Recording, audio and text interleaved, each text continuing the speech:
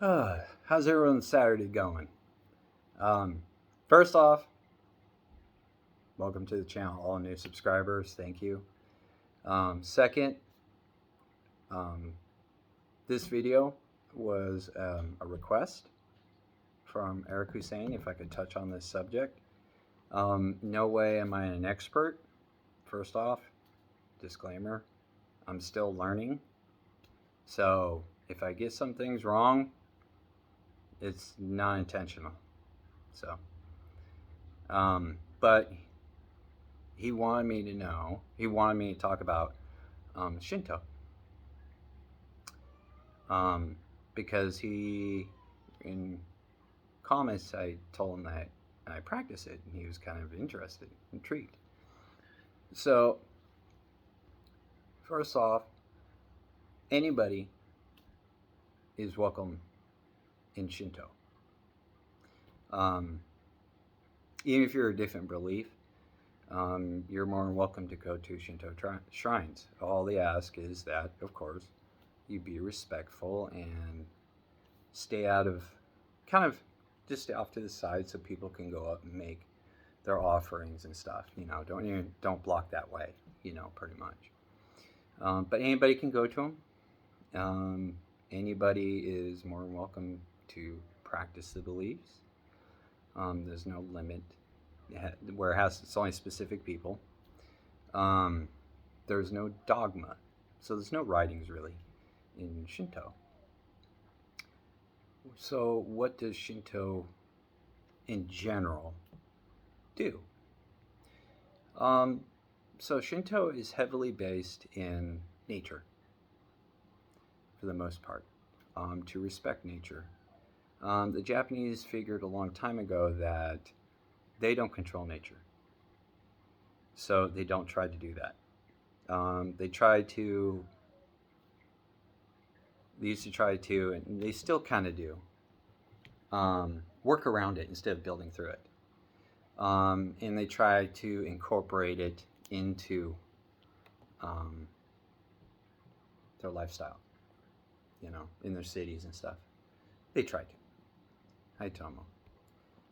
Now, there's another aspect of Shinto that deals with kamis. And kamis basically are spirits. And they believe kamis are all around us, all the time. And they reside in different things. To give an example, if let's say you have,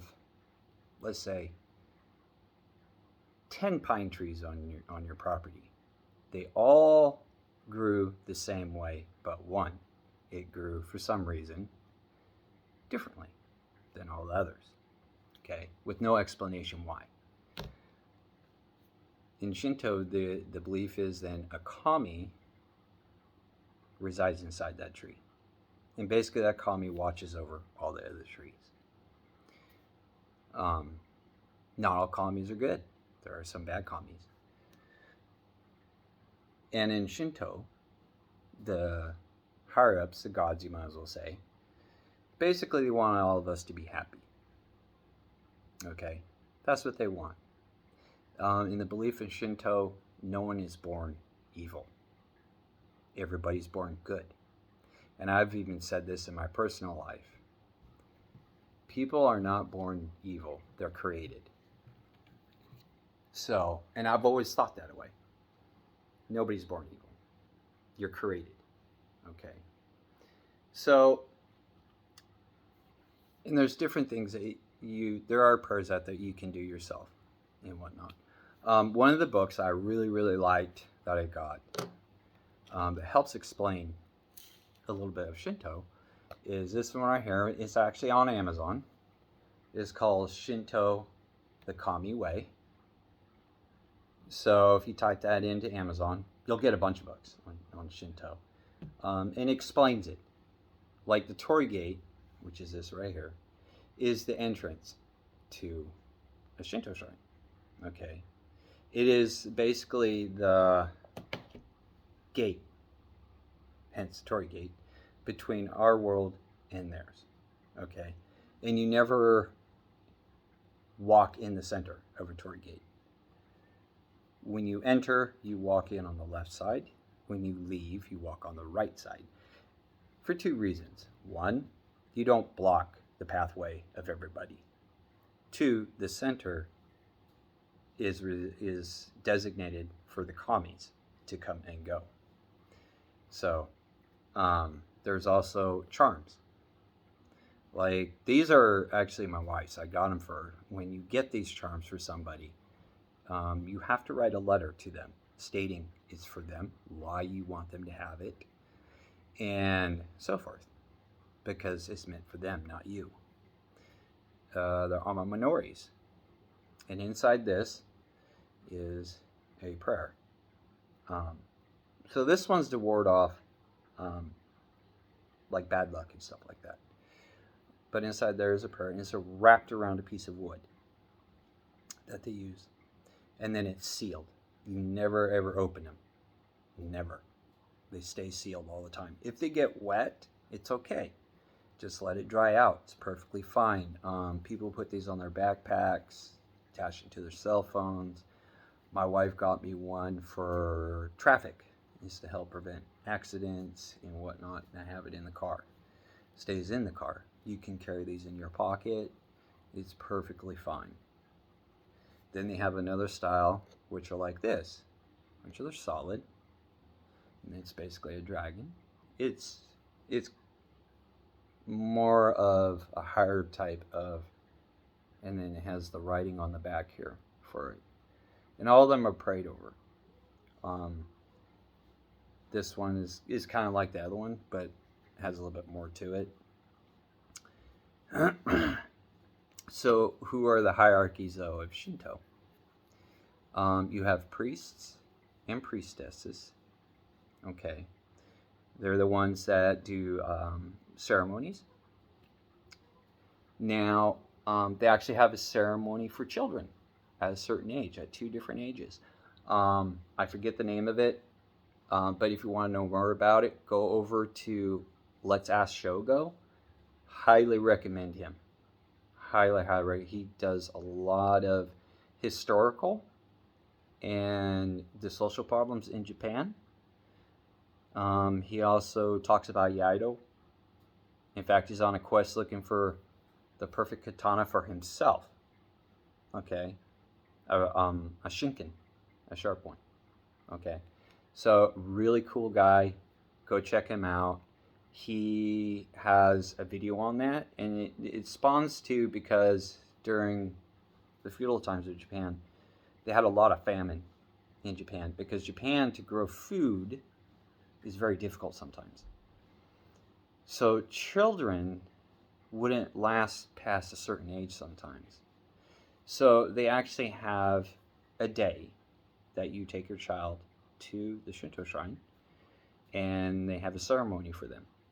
And then, like nowadays, too, afterwards there's games put in the courtyard for everyone, the family, to enjoy.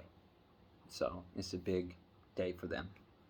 So you have priests and priestesses, and then you have maidens. Maidens help keep the yard clean.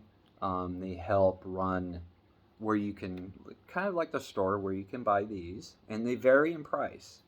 They all vary in prices. So they help maintain those and run them. The only request with a maiden is because maidens can get married, if they get married, they ask that they find a replacement for them. Okay. So, which isn't a big deal. A lot of times they're able to do it. So now we have priests, priestesses, and maidens. But then, hi Harley. But then you have shamans.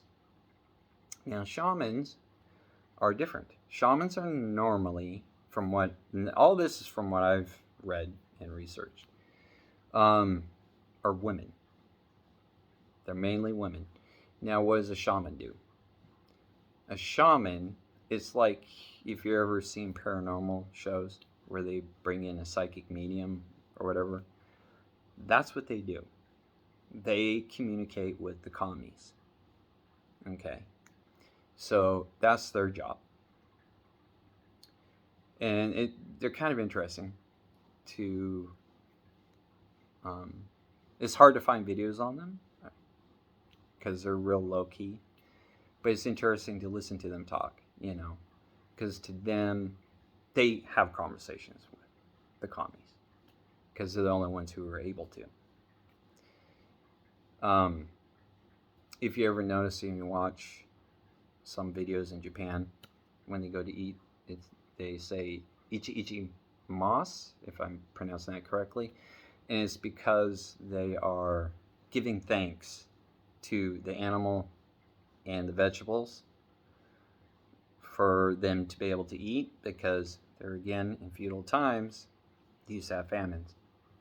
So you always find them praying in front of their food before they eat and after they eat. And that also stems from Shinto, because in Shinto, you are to respect nature, the animals in nature, and one another. So that's a big part of it. Now, where it comes into Japanese swordsmanship, because that was another thing Eric Husayn was wondering.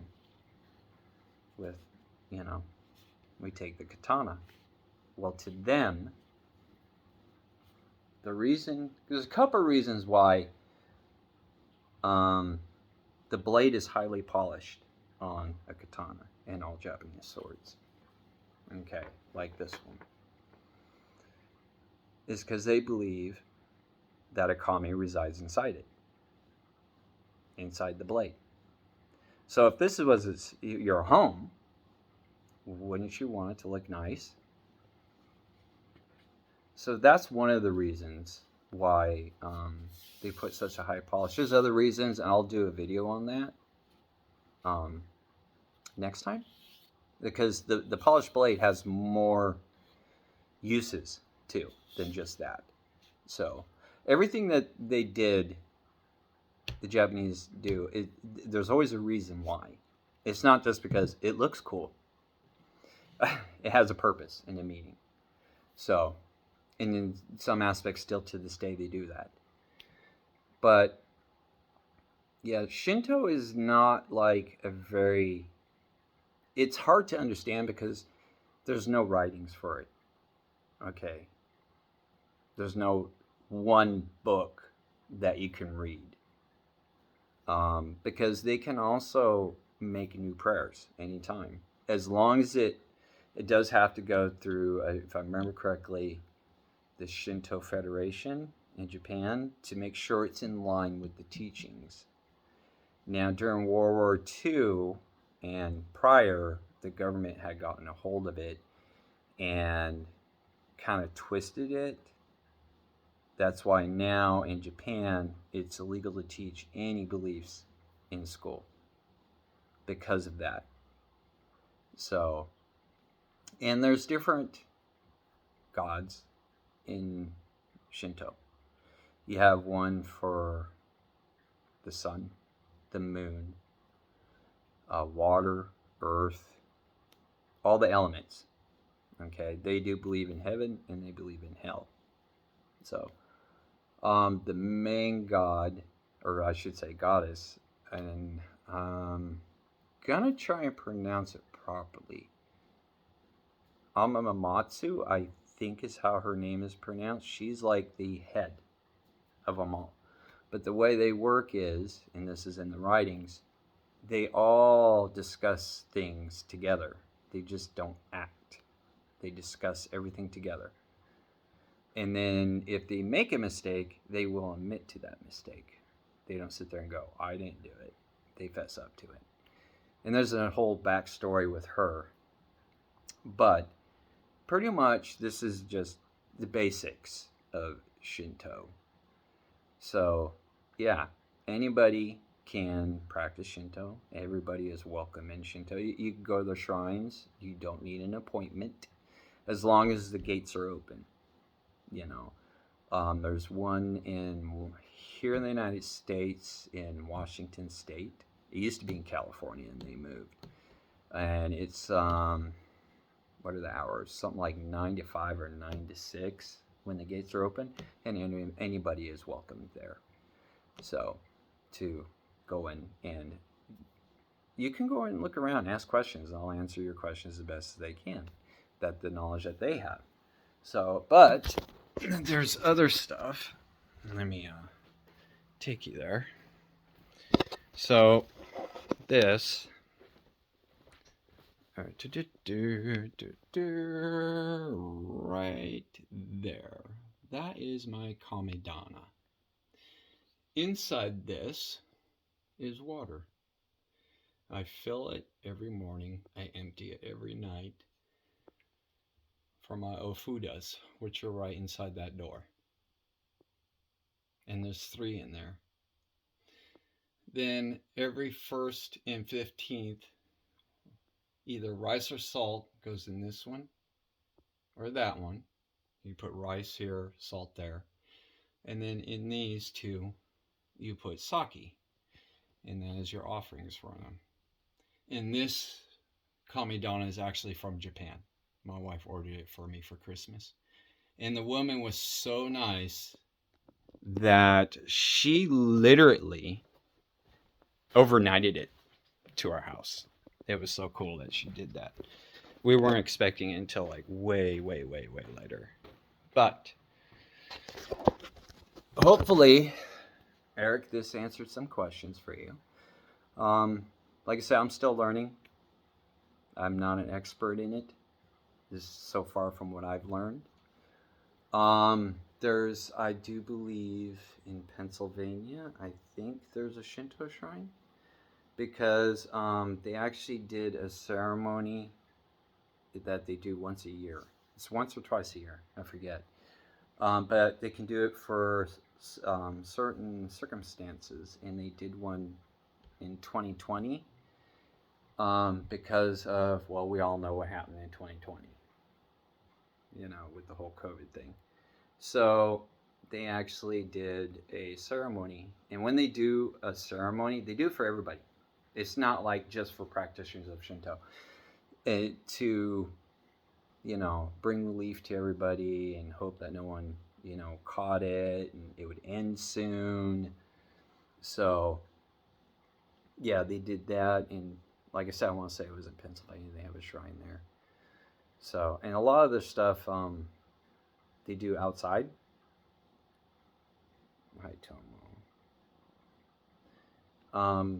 Unless it's like I said, for children, then they actually go inside the main temple, or main shrine, I should say. It's actually a shrine, and do their ceremony. You're not allowed to film them. They don't allow that. You can film everything outside, but when it's a special ceremony, you're not allowed to film. Which, I mean, I can respect that. So, okay, I gotta put you down, girl. So hopefully, like I said, Eric, this answers some questions, and anybody else. It's not a hard, once you, I mean, like I say, if you get this book, Shinto in the Kami way, it'll explain a lot. It really will. So, hopefully this was informative, and I will talk to you guys later. Bye.